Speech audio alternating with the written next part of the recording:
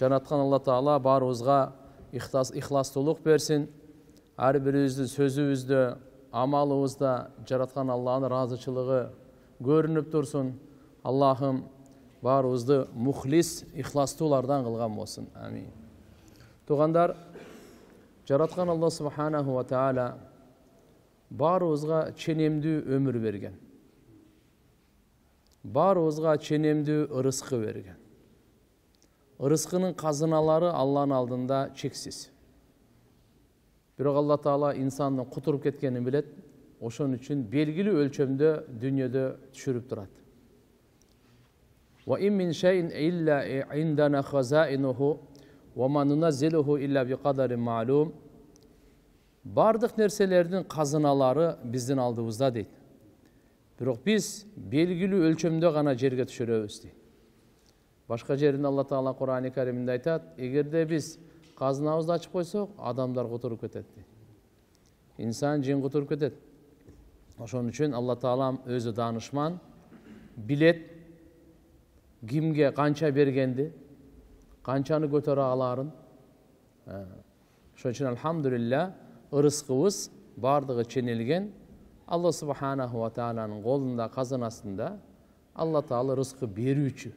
Бендесин ырыскысыз таштабайт. Биз сиз эмес, кыбыр эткен жандыктын бардыгынын ырыскысы Алла Тааланын алдында, Алланын колунда. Андыктан тугандар, адал ырыскы Алладан талап кылып жатат. Адал ырыскы издейли. Адал ырыскы издеп, адал ырыскы Алладан талап кылайлы.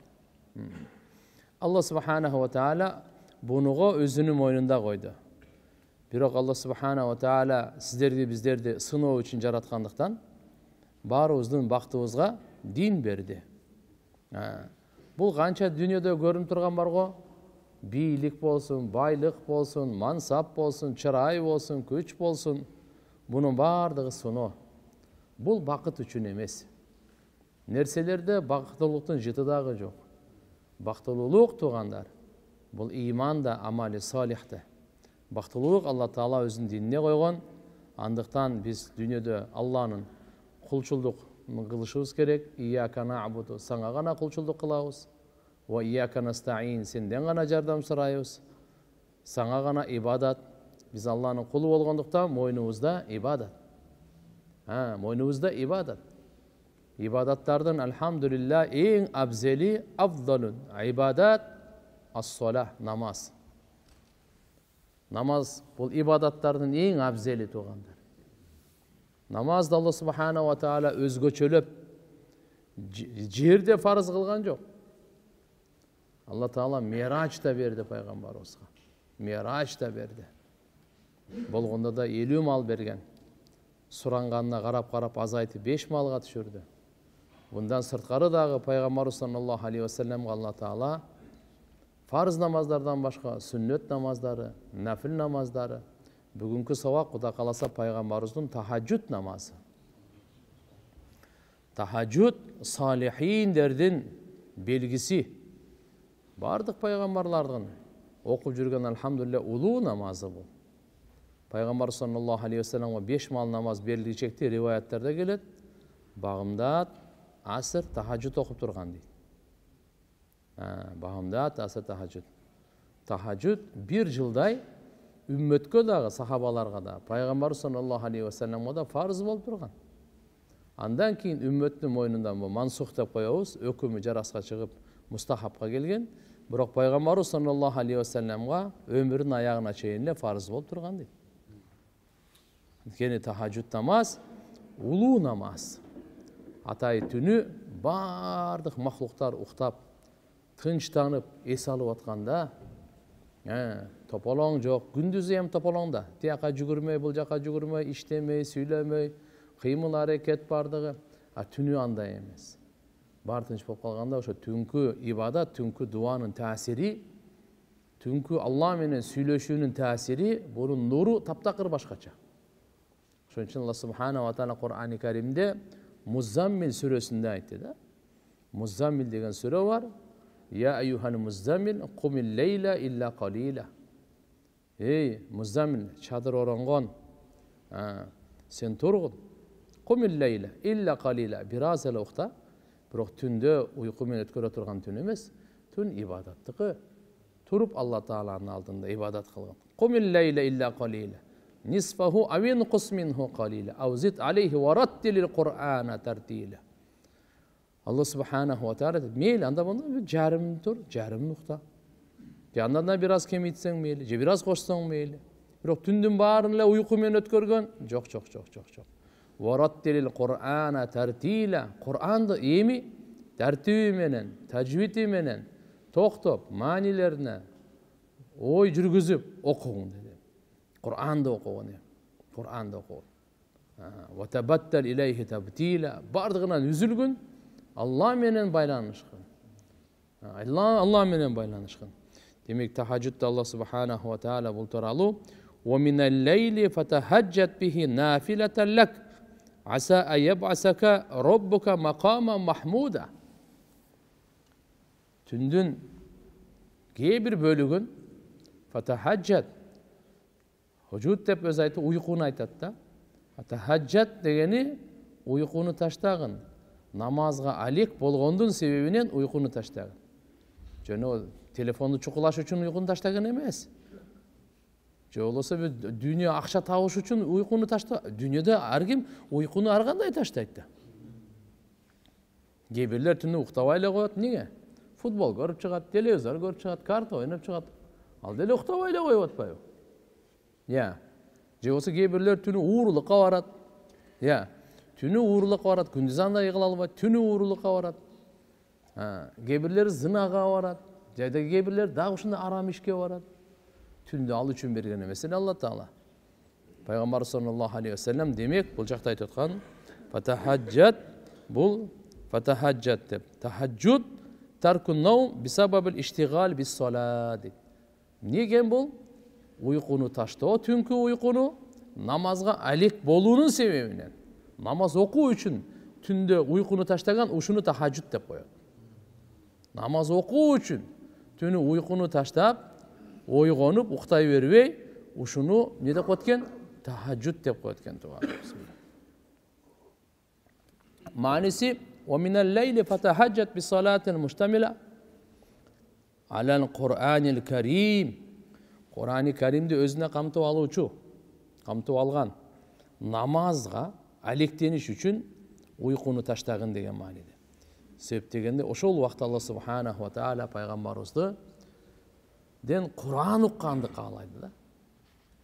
Кечкурун туруп намазда Кур'ан окусунчу депчи. Кечкурун туруп пайгамбар саллаллаху алейхи ва салламдын кечкурун туруп намаз окуганы Аллаху акбар. Башкача эле, совсем таптакыр башкача эле. Нафилатан лак. Нафилатан лак, яни ибадатан заидатан лак ala baqiyati faraid salavat. Бул 5 фарыз бар го, намаз, 5 вакыт намазыбыз бар го. Бул bundan ашыкча саңа берилип атат. Бул 5 мал намаз, бул фарыз. Бул фарыз. Фажр, дохор, аср, магриб, иша. Багымдат, пешим, аср, шам, куптан. Бул болсо бул фарыз. Bundan буга ашыкча саңа тартууланып ататында белек кылып дегенди. Эми көпчүлүктүн айтуусунда караганда пайгамбар саллаллаху алейхи ва салламга бул фарыз деп айтып келгенибиз даражасын бийик кылыш үчүн, соопторун көбөйтүш үчүн, макамын жогорулатыш үчүн, силерге биздерге болсо күнөөлөрүбүзгө каффара хадисте келет: "Ва ин интaqasa ayl abd min faridatihi shay'an qala Allahu ta'ala lil malaika." Эртеге кыямат күнү Алла Субханаху ва Таала эсеп китепти алганда бенденин фарыз ибадаттарынан кемчилдик болуп азайып калганда айтат экен Алла Таала периштелерине: "Ай, ундуру халли абди минат татавву." Карагылачы, бендемдин бир нафил намаздары барбы? Нафил орозо, нафил бир садакалары барбы? Нафили барбы бир? Карагылачы дейт экен. Анан ким не болот? Фа юкмал биха ман тaqasa минал фарида. Фарыздан кемчилдиктерди нафил менен толуктатып коет экен да. Демек нафилдарды дагы таштабай жүрүшүбүз керек экен деген маани чыгып атат да булчу.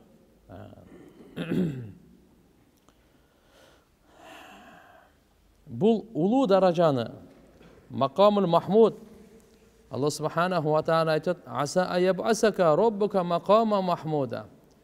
Жақын арада сенің робың сені мақамы махмуд, мақталған ушындай бір мартаба, мақам, ушындай бір улуу мақталған мартабаға саңа ата қылады. Ошонда сені тірілтеді. Ал қандай екен десе: ал мақамul махмуд аллази тахмадуху алейхи ал-халаиқу куллухум ал-аувалун вал ахирун.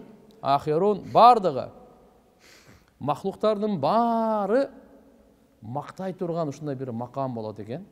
Періштелердің бардығы, пайғамбарлардың бары, жиндердің бары, инсандың бары, мақұлы бардығы мақтай тұрған ушундай бір мақам бар. Ошол мақамды пайғамбарыбызга Алла Таала тартуулаган да. Ошол пайғамбарыбызга гана бериле турган. Ал мақамды айтып тур: "Ва хуа мақаму шафаатул амматул узма".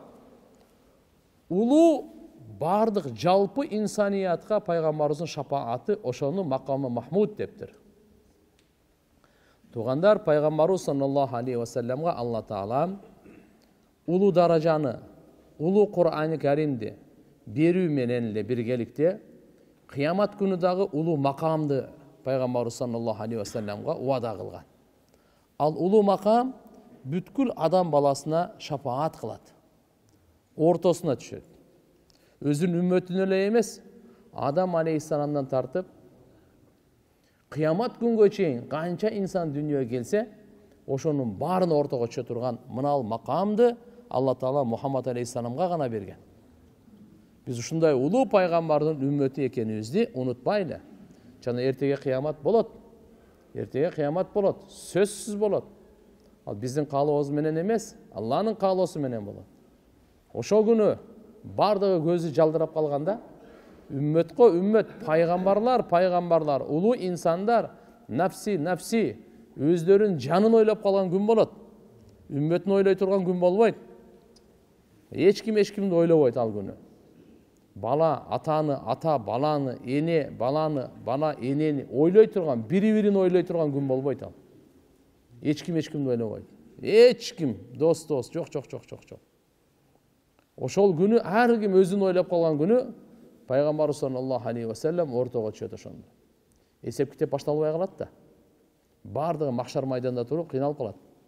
Күндүн ысыктыгы, коркунуч, гыжалат, чечим кандай болот? Я Алла!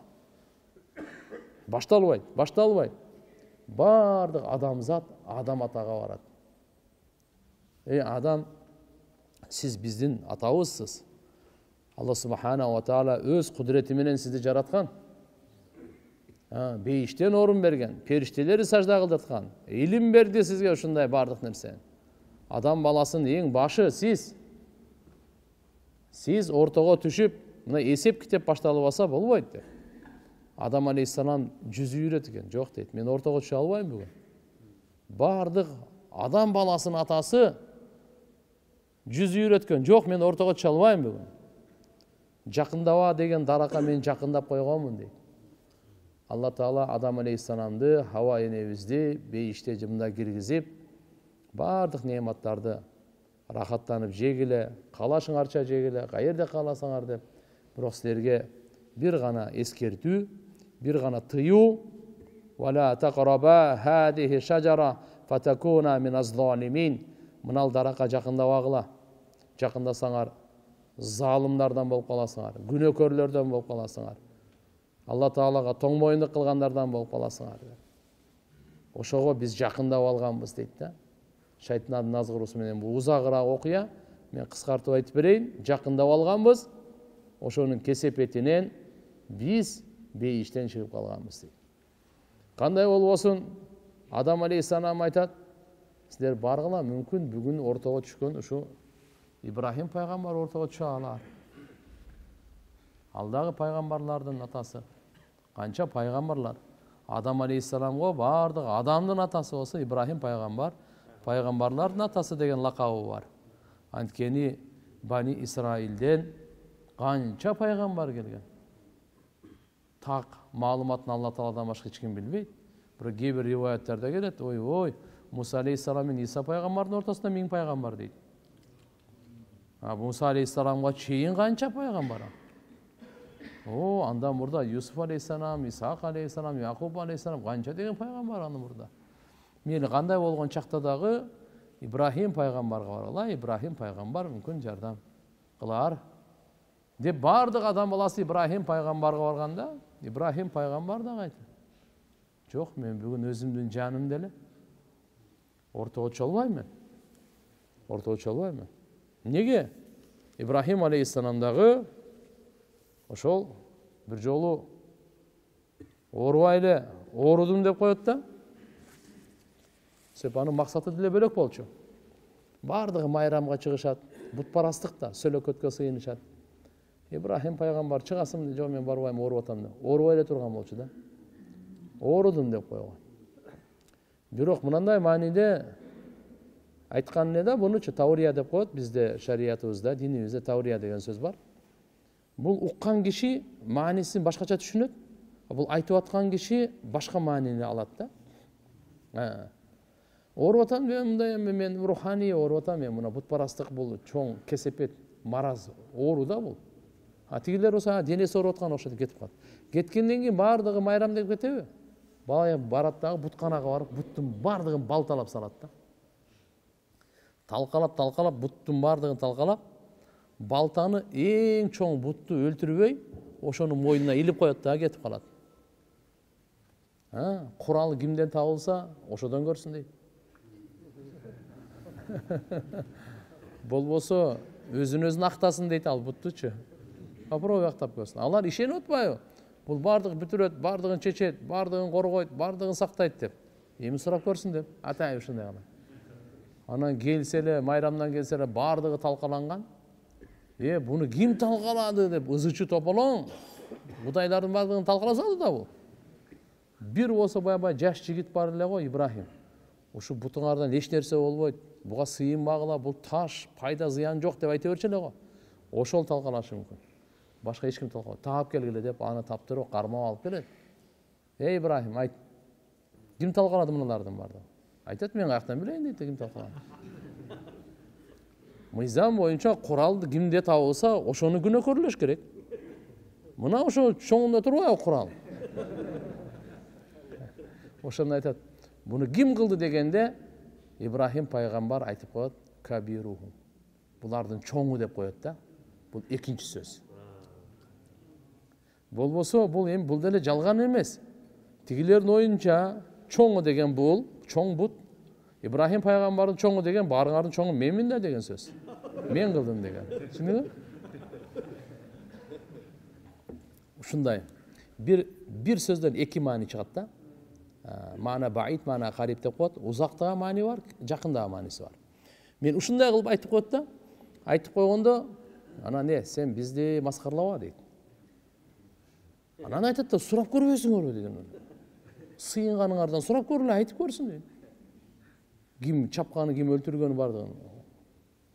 Сен буларды билесиң да сүйлөй албайт экенин дейт. Сен буларды билесиң да булар жооп бере албайт экенин дейт. Анан айтат, өзүнө ошо бир кылмыштуулук айтылып атса, өзүн актай албаган, силерди актайбы дейт. Өзүн сактай албаган, силерди сактайбы ушу бут дейт. Ушу сөлөкөт силерди кантип сактасын дейт. Уф дейт, силерге ушундай арман, аттең силерге деп. Сөздүн бардыгы бекер. Кыскасы ушунун экинчиси болуп калат. Үчүнчүсү анан баягы залым батыша кармап, бардыгын ушундай сулуу кыздарды алып койгон ушу заман болгон экен. Анан кийин Сара энебизди бул ким дегенде менин карындашым деп койгон да. Карындаштарга тийчү эмес экен. Азалым батыша анан кийин карындашым дегенден кийин кой берип экен. Эгерде аялым десе алып коет эле. Ошон үчүн иншалла карындашым деп койгон. Исламда бардыгы карындаш да. Динде бардыгы карындаш деген иннамал муъминуна ихва, бардыгы бир туугандар, имандуулардын барды.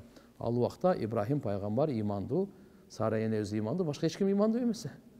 Экөө бир тууган эмне? Тигилер ойлонду, чыныгы бир эне, бир атадан төрөлгөн бир тууган окшойт деп ойлоду алар. Ибрахим пайгамбардын оюнда иман бир тууганы, имандагы бир тууган ал, кандагы бир тууган эмес, имандагы бир тууган. тиги түшүндө кандагы бир тууган деп, Ибрахим пайгамбар иманда бир тууган.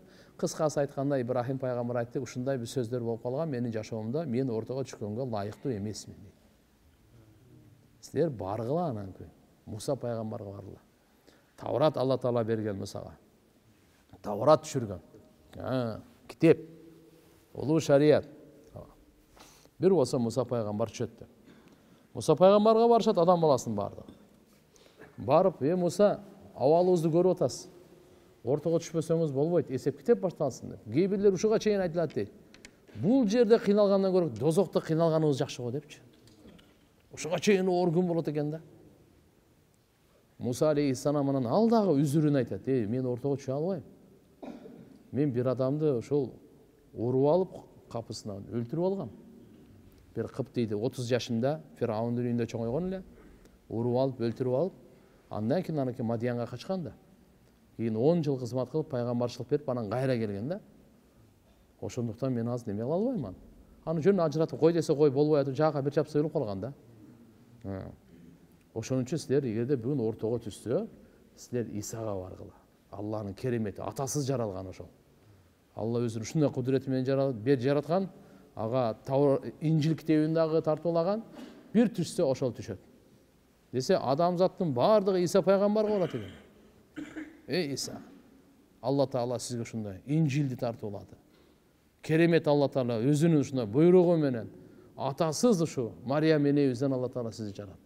Ортого түшпөсөңүз абалыбызды көрүп турасыз, бүткүл адамзаттын абалын. Жок дейт, үзүрүн айтат. Мен кайсы бетим менен ортого түшөм? Мен дүйнөдөн өткөндөн кийин адамдар мени Кудай кылып сыйынышты го эди. Мени апам экөөбүздү Кудай кылып алды го. Дева Мария, Святой Дух, уксаңдар керек муну. Сын Божий деп.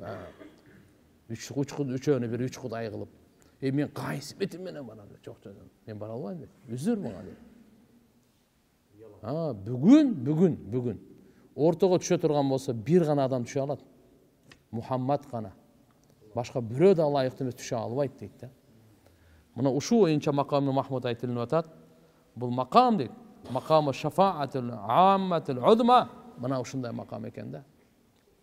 Жалпы адамзатка улуу макам шафааты пайгамбар саллаллаху алейхи вассалам шафаатул кубра деп коет буну дагы. Шафаатул удма деп коет буну. Анан пайгамбарыбызга бардыгы келгенде пайгамбар саллаллаху алейхи вассалам Алла субханаху ва тааланын алдына сажда кылып, Алла субханаху ва тааладан башын көтөрүп айтты. Алла Таала айтат: "Эй Мухаммад, сүйкүмдүм, башыңды көтөр, сураганың берилет" дейт го. Айтканың аткарылат дейт ана. Ушуну бүткүл адамзатка пайгамбар саллаллаху алейхи вассалам ошондой жакшылык кылат. Рахматан лил аламинди дагы бир көрсөтөт да. Бардыгын ошондойдан кийин башталат ана. Ушул улуу макамды макам Махмуд. Экинчиси шафааты сугра деп коебуз. Кичинекей андамдай. Бул бардык адамзатка болду да. Экинчиси ал эсеп китеп башталыш үчүн болду да, биринчисичи. Экинчиси бейишке киргизүү үчүн пайгамбарыбыздын шафааты болот да. Бейишке киргизүү үчүн. Пайгамбарыбыз өзү айткан: "Ай, менин шафаатым үммөтүмдүн чоң күнөөкөрлөрү үчүн" деген. Кичинекей күнөөкөрлөрү күнөөлөр кечирилип эле кирип кетет. Чоң күнөөкөрлөр калып калганда мен ошол менин шафаатым ошолор үчүн дейт, кара. Аллаху акбар, бул не деген? Аллаху акбар, бул не деген?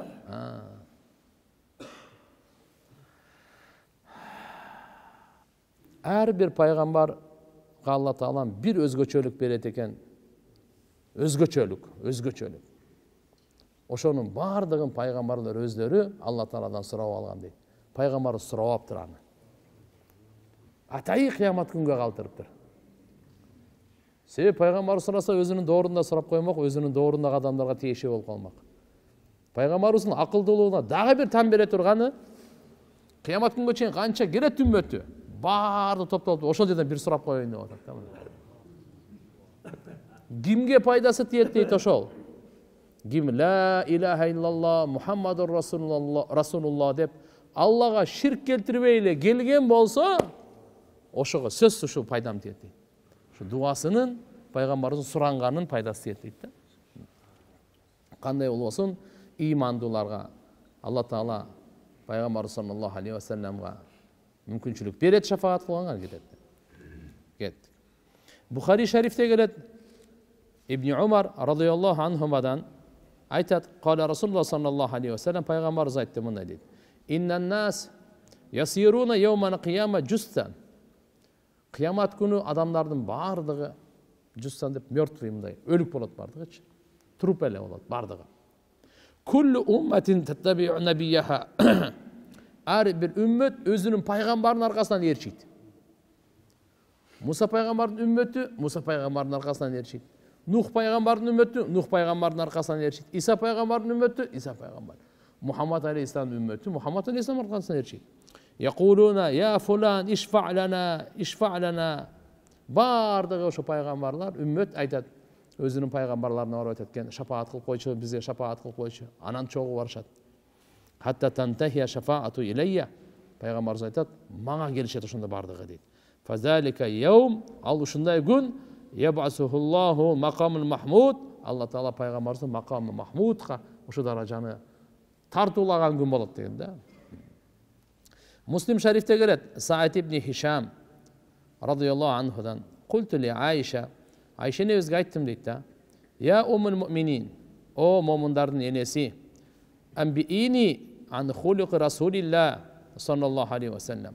Siz bana aytыңызчы Peygamber sallallahu aleyhi ve sellem'din münözü turalı, kulk münözü turalı, qanday ele, qavar beriңizчи dep Sa'id ibn Hişam Ayşe nevizden sorap atat. Ayşe neviz öte bilimdi, dinden 3'ten 1'in Ayşe neviz aytkan. Sulusu din Ayşe nevizden deydi. Jönökөй эмес, Ayşe neviz fatva берип турган, mufti болгон.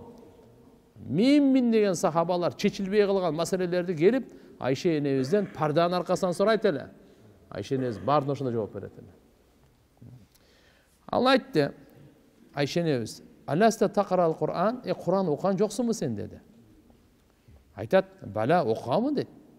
Ayşe neviz aytты, "Fa inna huluqa nabiyillah sallallahu aleyhi ve sellem kanal Kur'an." Peygamberimizin kuluk münözü Kur'an bolçu. Kur'an bolçu. Bunun manisi qanday desem mınday deydi. Kana huluquhu sallallahu aleyhi ve sellem al Kur'an fil amal fi ahkamihi ve taaddub bi adabihi ve li'tibar bi amsalihi ve qisasihi ve husn tilavatihi ve tahakkuk bi cemi'i matalibihi. Peygamberimiz sallallahu aleyhi ve sellem'din kuluk münözü Kur'an ele degende manisi ne? Bunun manisi mınday toğandar. Kur'an-ı Kerim'in ökümlerinde bardığına amal kılıda bir adevi menen adep denildi. Misalları menen kıssalarından alardan etibar, ülgü alıp, savak alıp, eski alıda jana tilavat, çıraylı tilavat kılıda bardıq talapların işki aşuruda. Mına uşu kende. Ötkönde savaklarda aytkanbız. Peygamberimizin kana huluquhu al-Qur'an. Peygamber sallallahu aleyhi ve sellem kuluk münözü Kur'an ele degeni al jerde gebir sahabalar, gebir tabiinler aytkan. Allah Kur'anda neden razı olsa Peygamber oşudan razı bolat ele. Allah emnege narazı olsa Peygamber narazı bolat ele. Demek Kur'an menen sıfattalgan, Kur'an menen öңdөлgön, basıp жүрgön tiri Kur'an Peygamber sallallahu aleyhi ve sellem jaşosu 24 saatı bardı Kur'an ele de. Oşun üçün ümmetті dağı sahabalardı da Kur'an'a alıp geldi. Bugün күнгө чейин alhamdulillah жетip geldi. Biz dağı toğandar Kur'an-ı Kerim'le jakındaylı. Kur'an-ı Kerim'ge menen alhamdulillah münözdölöylü. Kur'an-ı Kerim menen öңdölöylü, tüstölöylü. Kur'an-ı Kerim'deki ayatlarga, çakırularga amal kılaylı. Buyruklarını atkaraylı. Tıyıusынан tıyılaylı. Misallarından, nasihatlarından ülgü alaylı. Allah subhanahu wa ta'ala Kur'an-ı Kerim'i oşun üçün çürgün. Негизги максат ушул. Жашообузга жолдомо. Соодагерлерге, байларга тиешелүү, бийлерге тиешелүү, эркектерге, аялдарга тиешелүү, арабтарга, ажамдарга, мусапырларга, бардыгына тиешелүү, жаштарга, карыяларга, мечити, базары, өкмөтү, кошунасы, бардыгына. Жада калса, өлүп калса, мураска чейин. Ушуга чейин баардык Кур'ан-ы Керимде жашоонун жолдомолору эң мыкты, eң таза, eң адилеттүү, eң адамгерчиликтүү деңгээлде баян кылынган. Биз ошону эле кармаган болсок, ошол жерден усул эрежелерди алган болсок, мына ошол жерде береке, ошол жерде рахмат, ошол жерде ынтымак, ошол жерде күнөөнүн кечирилүүсү, даража, Алланын колдоосу, жолдоосу бардыгы ушу менен туугандар. Мына пайгамбарыбыз эмне деп атат? Анан бул айтат: "Кала фахамамту ан акума ва ла ясал ахад ан шей хатта амут." Бул айтат да Саид ибн Хишам: "Мен ушундай бир ниет кылдым, мен эч кимден эч нерсени сурабайм болду." Айшенебизден айтып койду, Айшенебиз кандай экен пайгамбарыбыздын мүнөзү. Bundan кийин айтат: "Эч нерсени өлгөнгө чейин сурабайм" деди. Бирок сумма бада али, кийин анан кайра бир ой туулуп калды менде дейт. Неде? Анын Айшенебизге барып кайра дагы сурады. "Амбиини ан кыями Расулилlah саллаллаху алейхи ва саллям." Пайгамбарыбыздын түнкү ибадаты боюнча айтыңызчы, кандай эле деди. Ошондо анан кийин айтты: "Факалат аласта тaqra ya ayyuhal muzammil." Muzammil сүрөсүн окуган эмессиңби деди. Muddassir сүрөсү бар, Muzammil сүрөсү бар. Muddassir сүрөсүндө пайгамбарыбыз саллаллаху алейхи ва салламдын күндүзгү мээнети тууралуу кенен айтат. Muzammil сүрөсүндө пайгамбарыбыз саллаллаху алейхи ва салламга кечкурунку түнкү мээнетти айтат. Күндүзү кандай өткөрүш керек, түнү кандай өткөрүш керек. Экөөнү тең мынандай кылып айтып берип койду да. Эми айтып атат, Muzammil туурасында сураганда пайгамбарыбыз: Айша энебиз, окуган эмессиңби Muzammil сүрөсүн десе, бул айтат: "Бала, окуганмын" дейт. Айша энебиз анда айтты, мындай деди: "Fa inna Allah azza wa jal iftarada qiyam al-layl min awwal hadhihi sura." Ушу сүрөнүн башында Алла Таала фарыз кылган qiyamul layl, түнкү ибадатты, тахаджуд. Бу фарыз кылып койгон. Faqama nabiyullah wa ashabuhu hawlan. Пайгамбарыбыз дагы, сахабалары дагы бир жыл бою түнү ибадат кылышты, фарыз кылып. Фарыздай аткарды. Биз мына багымдатты фарыз, пешимди фарыз аткарып атабыз го, жуманы фарызын аткарып атабыз го. Кудду ушундай тахаджудду фарыздай пайгамбарыбыз сахабалары менен биригип барды бир жыл бою ушундай аткарышты. Wa amsakallahu khatimataha. Кийин Алла субханаху ва таала бул сүрөнүн акырында бул фарыздыгын тартып кармап койду дейт. Ал жерде Алла субханаху ва таала жеңилдик кылып койду. Болбосо түнкүнү фарыз кылып койсо, элестетиңиз, баарыбызга фарыз болуп калса, кээ бири чарчап калат, уктап калат, күнөөкөр болосуң да. Азыр коем турбай койсоң, мисалы түнү саат азыр түн ортосунда туруп намаз окубай койсоң, күнөөкөр эмессиң. Багымдатты окубай койсоң, күнөөкөрсүң мисалы. Анда дагы кыйын болмок да, ошон үчүн Алла жеңилдетип: "Фaqra'u ma tayassara minhu." Кур'ан-ы Каримден канчалык мүмкүн болсо, жеңилдик болсо, ошончолук эле окуй бергиле деп Айша энебиз айтат. Ушул жерден фасара qiyamul layl tatawwu'an ba'da faridatin, фарыз болгондон кийин түнкү намазды туруп ибадат кылганды Алла субханаху ва таала татавву, мындайча айтканда, жеңил кылып, нафил кылып койду деди да. Бул да ижма. Пайгамбар саллаллаху алейхи ва саллям тахаджудка качан турат эле? Качан турат эле? Сахih Бухари, Сахih Муслимде Масруктан риваят келинет, рахматуллахи алейх. Бул Масрук рахматуллахи алейх айтат: "Мен сурадым, саалту Аишата радияллаху анха, айюл амал кана ахаб илан наби?" Калат: "Ад-даим." Пайгамбар саллаллаху алейхи ва салламга эң сүйкүмдүү амал кайсы эле деп сураса, Айша энебиз жооп берди: "Ад-даим." Дайыма болуп турган амал ошо эң сүйкүмдүү болчу деди. Так. Культу мата кана якум. Ал сурады: "Пайгамбарыбыз түнү качан турат эле?" деди. Ва инда Муслим айю хинин кана юсалли. Ал жерде качан туруп намаз окуйт эле деп сурады. Ошондой болгондо Айша энебиз айтты: "Иза самия сариха." Качан короздун кыйкырганын укканда деди. Короз түндүн ортосунда бир кыйкырат. Сарих деп коет, өзү мына катуу кыйкырганды айтат да. Короз ошол убакта кыйкырганда ошол дик деп мынакей. Айнда нисфул лейл галибан. Көбүнчө түндүн ортосунда кыйкырат экен. Ошол учурда пайгамбарыбыз туруп намазга турат эле, тахаджудун окуйт эле дейт да. Эми караңыздар, Имам Ахмад, Абу Дауд, Ибн Мажда би иснадин джайид Сахih риваятында алып келет. Заид ибн Халид радияллаху анхудан пайгамбарыбыз айткан экен: "Ла тасуббу дик." Силер корозду каргабагыла, сөкпөгүлө, тилдебегиле. Фа иннаху юқиду лис-сала. Бул намазга ойготуучу экен. Бул намаз ғой ода. Беймалда қиқырған, ертеге сойып сал мынанды. Ушундай дейт а. Мына жаштар билбей калды, азыр мына балконда жаша каяктан билет корозду кыйкырган. Мына аксакалдар билет. Бишкектиктер эчтекени билбей калган. Бардык азыр ушу этаждан кайсы корозду багат эле ушулар. Мына мейли ала мына тоологу мыналар мисалы мына жака верхний зона, нижний зона, жер үйдөгүлөр эле кичине короз баккандар эле билбесе, биз билбей калдык да баарыбыз эле. Туурабы? Машинанын сигналынан башка эчтекени укпай калдык да. Түндөсү машина кээ бирлер. Мейли. Мынакей пайгамбар саллаллаху алейхи ва саллям айтып атат: "Ола тасуббу дик." Корозду тилдебегиле деп. Набут алхамдулилlah пайгамбарыбыз бир риваятта айткан: Короз кыйкырганда дуа кылгыла деген. Аллаху акбар. Себеп ал периштелерди көргөндө кыйкырат. Периштелер ошол учурда намаз учурунда кыйкырат булар. Ошол жерде алхамдулилlah топтолгон учур болот, дуалар кабыл болгон учур. Итти уулайт го, эшек айкырат го, ошондуктан ошондо силер пана тилегиле деген шайтанда. Эмне үчүн дегенде булар ошондо шайтанды көргөндө эшек айкырат экен, иттер болсо уулайт экен да. Кандай болбосун, бул болсо пайгамбарыбыз айтты: "Фа иннаху юқиду лис-сала." Бул намазга тургузат деп атат го короз. Намазга тургузган жакшылык кылганды тилдейсизби? Ва фи риваяттын башка риваят айтат: "Фа иннаху яд'у ила-сала." Аллаху акбар.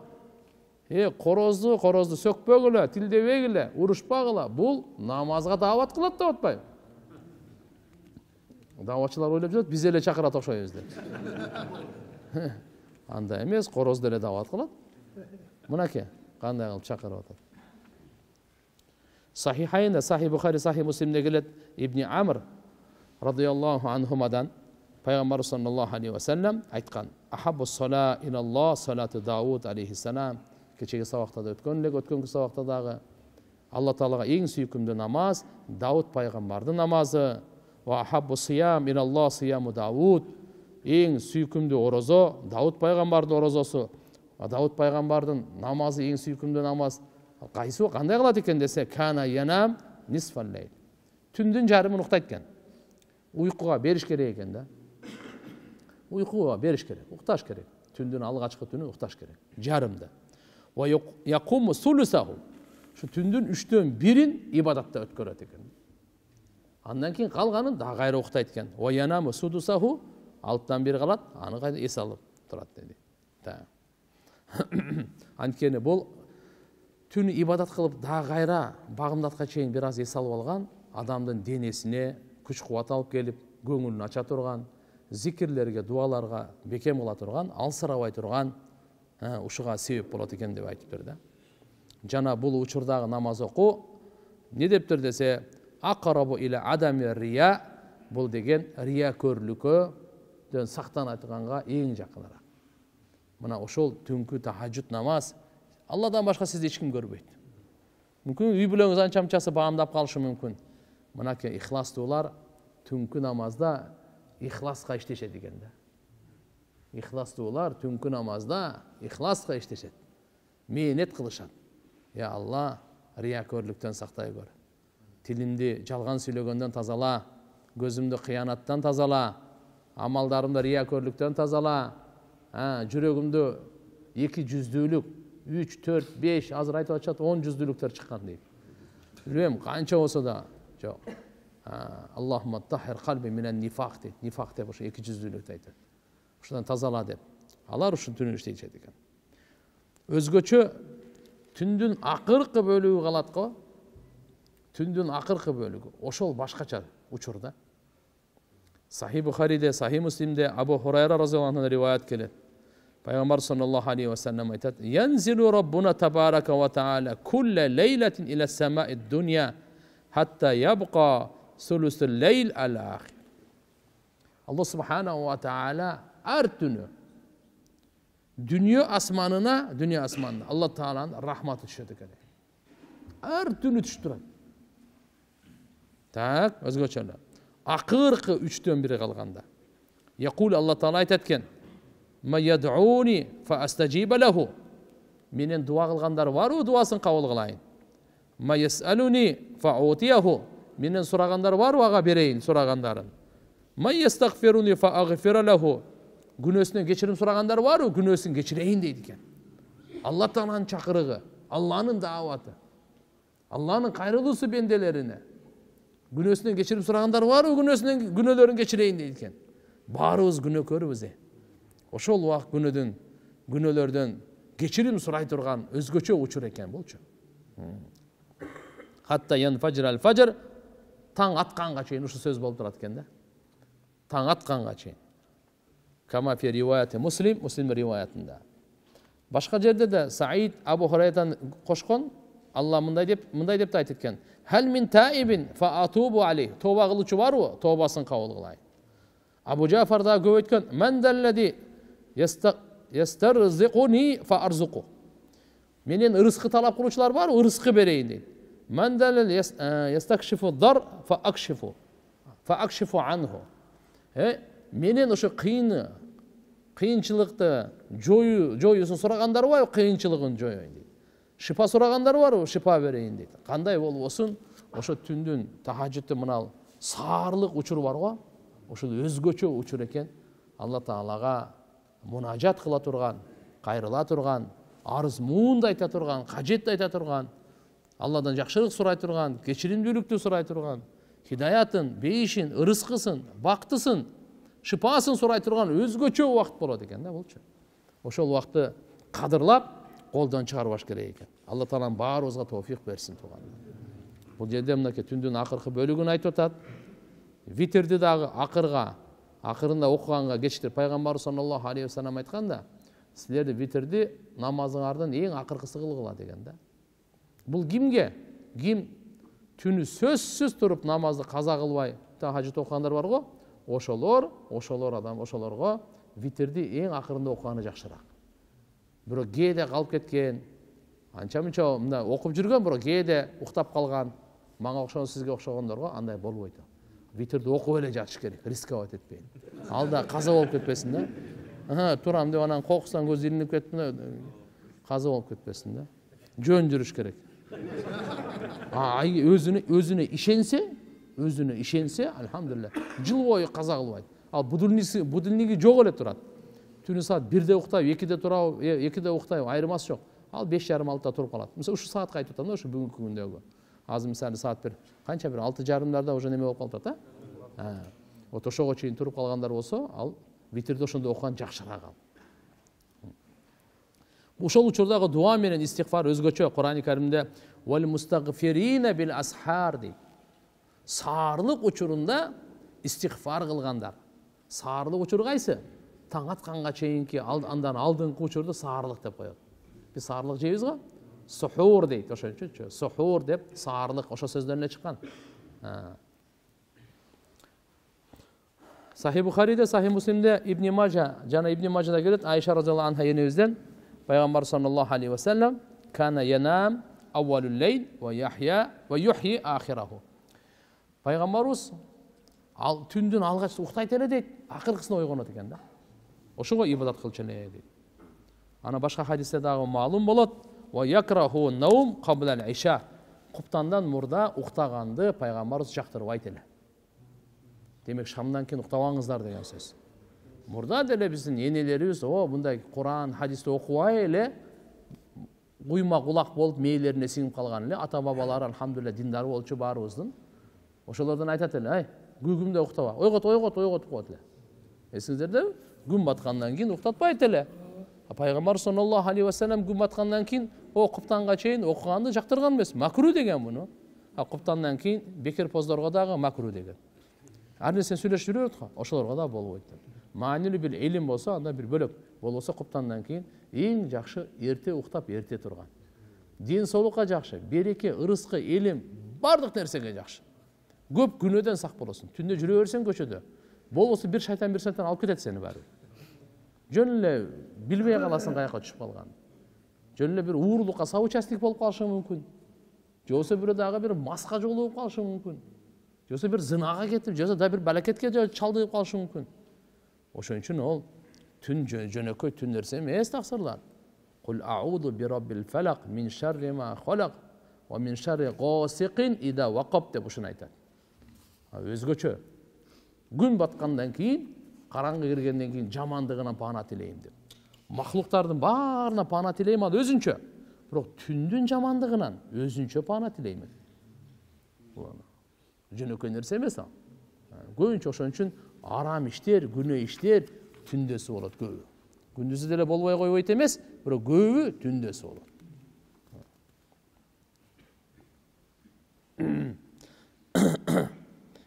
İmam Tirmizi, İmam Ahmad rivayet keltirgeni Ayşe radıyallahu anha enebizden anna Nabi sallallahu aleyhi ve sellem kana la yanamu hatta yaqra bani İsrail. Peygamberimiz Bani İsrail suresi, İsra suresini okubastan turup жатпайт эле дейт. Da bir rivayetine Zumar suresini okubastan жатпайт эле дейт. İmam Tirmizi, Nasai, Cabir radıyallahu anhu'dan keltirgen rivayette Peygamber sallallahu aleyhi ve sellem Alif lam mim tenzilü secde Tebarekellezi biyadihil mulk. Tabarak suresi var mı? Mülk suresi. Uşlarda okumayınca жатпайт эле дейт. Peygamberimiz vazifaların uşlarda okumadan jatat эле дейт. İrbad ibn Sariye radıyallahu anhu'dan rivayet Kana Resulullah sallallahu aleyhi ve sellem yaqra'ul musabbihat qabla an yarqud. Uxtardan aldın musabbihat da okuyt ele. Musabbihat qaysı dese alar 6 eken. Hadid suresi, Haşar suresi, Saf suresi, Cuma suresi, Tagabun suresi, Sabbih isme rabbikal a'la. Uşu 6 yusabbihu lillahi dep başladı da sabbaha lillahi dep. Uşlarda okumayınca жатпайт ele deydi. Bir rivayette gelet biz anı cana fihinne ayatun afdal min alfi ayat. Mına uşul musabbihatlarda uşunday bir ayat var. Al 1000 ayattan afzal degan. 1000 ayattan afzal. Ravahu Ahmad ve ashabu sunan bardıq ashabı yemelerde rivayet keltirgen oşol. Al qaysı dese Haşar suresinin akırkısı. Al ayatı thalasa fi ahir suratul Haşar dep aytkan. İbn Kasir aytkan huvel awwalu vel ahiru ve zahiru vel batinu ve huve bi kulli şeyin alim. Uşul ayat dep aytkan. Qanday bolбосун Peygamber sallallahu aleyhi ve sellem'din түндөсү турганда зикри. Qaysı zikirlerdi kılat ele? Qaysı ayatlarda okuyt ele? Tahajjudtaç. Peygamberimiz tünü turganda birinci yamsahun naum an vajhi biyadi. En birinci sünnet şu oldu. Kolu menen özünün gözünü ukalayt ele. Mına sünnet şu kende. Gözünü ukalayt ele deyt. Çırpaq olsun uykunun tasirini kişine getirgengeçi. Tura kalıp öyle жүгүрүп басып кетип калбайсыздар. Кичине мындай көздү уқалап, уйкунун таасирин ананда кичине да уйку кичине жатсамбы деп аткан эме болот да. Аны кетирип атасыз да. Себеби башка хадистерде келет. Булго тахажжудтуку шайтан адам баласы уктаганда 3 түйүм менен түйүп коет экен. 3 түйүм менен түйүп коет. Бул багымдатка турганда бир түйүн чечилет. Дарат алганда экинчи түйүн чечилет. Namaz okuyanda 3 tüyün toluğu menen çeşilit de. Ukta ile verse tüyülgön boydan oşoydan turat. Ana şeytan zar alıp salat degen jeri da var. Göz başına bardına zar alıp salat deydi. Mına jata ver oşoydan dep. Aleyka leylen tavila uktayı ver tün uzun de tap koyuyor etken de mi tipçi. Rivayetlerde uşağa çeyin geretti. Yani alga bolun bağımlat. Mana жердеги азыр эми тахажжудка тура турган учур. Тахажжудду каза кылбаган иншаалла багымдатты да каза кылбайт. Бул жак бир керемети ошол. Турганда биринчи көзүн укалап, андан кийин башын асманга көтөрөт эле, такбир айтат эле 10 жолу дейт. Аллаху акбар, Аллаху акбар, Аллаху акбар. Ва яхмаду 10 10 жол алхамдулилlah айтат эле, алхамдулилlah, алхамдулилlah. Жосы экон деле ve yaqul andan keyin subhanallahi ve bihamdihi 10. Bunu da 10 jol aytат эле. Takbir andan keyin tahmid dep bundan elhamdülillah Allahu akbar 10 jolu. Elhamdülillah'ın 10 jolu. Subhanallahi ve bihamdihi subhanallahi ve bihamdihi 10 jolu. Anan subhanal malikul kuddus 10 jolu. Subhanal malikul kuddus 10 jolu. İbn Marduviyyanın rivayetinde 3 tün aytılgan. Ve yastagfirullah 10 jol astagfirullah astagfirullah astagfirullah 10 jolu. Ve yuhallilu 10 jolu la ilahe illallah deydi. Ва яқра хаватима сураты Ал-Имран. Ал-Имран сүресінің ақырқы аяттарын оқиды. Андан кейін дуа қылады әлі. Ва яқулу Аллахумма инни ауду бика. Ал-Имран дегенде мен сіздерге айтқан. Инна фи халқи самауати вал ард ва ихтилафил лейли ван нахар ла аятин ли улил албаб الذين يذكرون الله قياما وقعودا وعلى جنوبهم ويتفكرون في خلق السماوات والأرض ربنا ما خلقت هذا باطلا سبحانك فقنا عذاب النار. Ошол жерден тартып кете бересиз. Аяғына чейин ваттақулла Аллахумма сабиру васбиру ваттақулла лааллакум туфлихун деп ең аяғына чейин ушуга чейин алып келинет. Макулбу? Бул. Андан кийин мына дуаны кылат эле дейт. Кайсы дуа? Аллахумма инни ауду бика اللهم إني أعوذ بك من ضيق الدنيا وضيق يوم القيامة. يا الله dünyanın tardığından, ahiretin tardığından pana tileymin деген дуа кылчу экен да. Dünyadan tardığından. Кейбір адамдар тугандар мындай болот. Дүниесі кенен эле, үйү кенен эле, жери кенен, багы кенен. Бирок ушундай тар болуп калган, батпай калгандар бар. Мен бир кишини уккам. Анда ал убакта мына 94-95 жылы 24 бөлмөлүү үй жок болчу бизде. Азыр эми бар го дейм. Мындай асабняктарды айтып атам да. Азыр деле анча-мынча асабняк 24-кө курулу элек. Анча-мынчасы болушу мүмкүн, бирок ал убакта тим бойлоп чочуйт элең да. Мындай 24-тө. Ошого батпай калган. Ушунчалык тар болуп калган, кысылып кеткен жүрөгү батпай калган. Жүрөк кысылса батпайт экенсиң, мына чоң мешитке деле батпай калат экенсиң да. Кудайым жүрөктүн кысымындай тардыгынан сактасын. Тардыгынан сактасын. Кабаны көргөндөгү дуалардын бирөөсү ушундай дагы бар. Аллахумма инни ауду бика мин дыйк садр. Жүрөктүн тардыгынан я Алла пана тилейм депчи. Ва адабил кабр, кабырдын азабынан деп. Ошон үчүн иншалла мына жердеги айтып атканы пайгамбарыбыз дуа кылат эле дейт. Я Алла дүйнөнүн тардыгынан, кыямат күнүнүн тардыгынан сактагын деп 10 жолу айтчу экен. Ашран. Ва яд'у би кавлихи ла илаха илля анта субханака Аллахумма ва бихамдик астагфирука ли замби ва ас'алука рахматак Аллахумма зидни илма ва ла тузиг қалби бa'ди хадайтани ва хабли мин ладунка рахма иннака антал ваххаб деп дуа кылчу экен. Bundan başka yerlerde dağı İbn Abbas radıyallahu anhuma aytat. Bir jolu Peygamber sallallahu aleyhi ve sellem uyuna bardым эле. Maymuna enebиз İbn Abbas radıyallahu anhunun тайежеси болчу да. Анан барып Пайгамбарыбыздын кечки намазын көргөнгө барган болчу. Кандай деп. İbn Abbas айтат, кечинде жатканмын дейт. Пайгамбарыбыз турду, үй бүлөсүн тургузду. Мен дагы турдум дейт. Түн ортосу болчу дейт.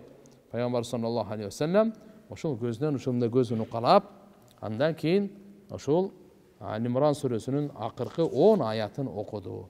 Кийин башка жерде келет, кама иле шиннин муаллакатин. Кийин ушундай ал убакта бир чаначка суу куюп илип койчу экен да.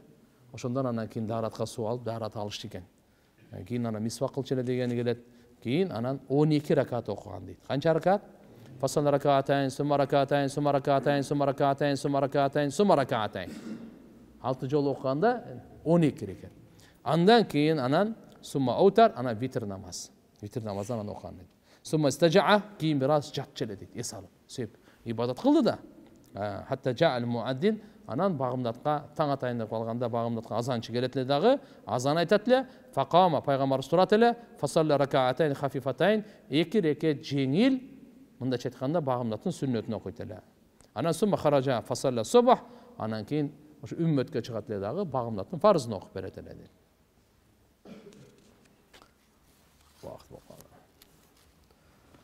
Allahu akbar kabira. Elhamdülillahi kesira. Ve subhanallahi bukrata ve asila. Allah Teala barızga tevfik versin. Barızga inşallah hareket kılayla. Kolumuzdan gelişince inşallah. Tahajjudga turguzganга hareket kılabızbı inşallah. Peygamberimizin özgöçö bir rahmat duası var. Allah Teala rahim kılsın degen. Kimge? Kaysi erkek tahajjudga turup geçinde ayalın oygotso. Namazga. Çayga emes. Başkaga nerse emes. Кичине ошондо ойготсо, кичине суу бар го, аз-маз чык чачып кой. Көп эмес, уйкусу чачып кетиш үчүнчү. Бирок биздин устазыбыз айтат эле, бирок карасын деген. Буну сууну киши чачып коем деп чатак болуп кетпесин аны. Ошондо эгерде туура түшүнгөн болсо, ошого анан кийин ал туура түшүнбөгөн болсо бул суу чачканды токтотот. Кудум ошондой эле аялга да Алла Таалам райым кылсын дейт. Эгерде бул түнкү намазга туруп, күйөөсүн тажытка тургузса. Бул да алхамдулилла экөөнө тең. Демек кимиси биринчи туруп экинчисин ойготсо, машалла бул рахматтын дуасын ала берет да.